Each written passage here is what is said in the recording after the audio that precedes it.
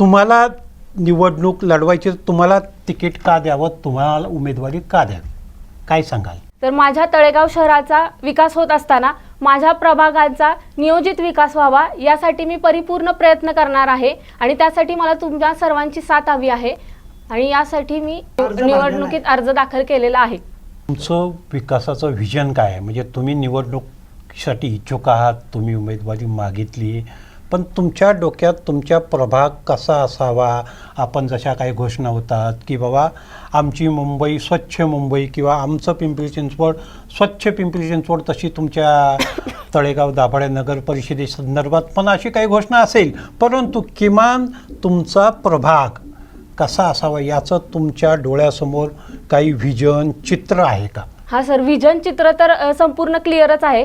प्रभागाचा विकास होत असताना अन्न वस्त्र निवारा ह्या सामान्यांच्या मूलभूत गरजा असतातच, पण त्याचप्रमाणे वीज, पाणी, रस्ते, आरोग्य, स्वच्छता या देखील आपल्या सर्वांच्या महत्त्वाच्या गरजा आहेत आणि त्यासाठी प्रामुख्याने मला काम करायचं आहे. तसेच यामध्ये काम करत असताना महिला सबलीकरण असू दे, युवा सबलीकरण असू दे, यासाठी देखील मला काम करायचं आहे आणि ही माझी मनापासून इच्छा आहे. आज महिला या सर्व क्षेत्रात आघाडीवर आहेत.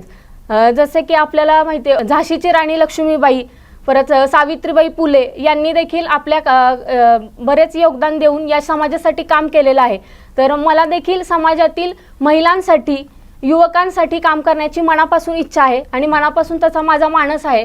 तर आपण जनतेने मला यासाठी संधी द्यावी अशी मी इच्छा व्यक्त करते.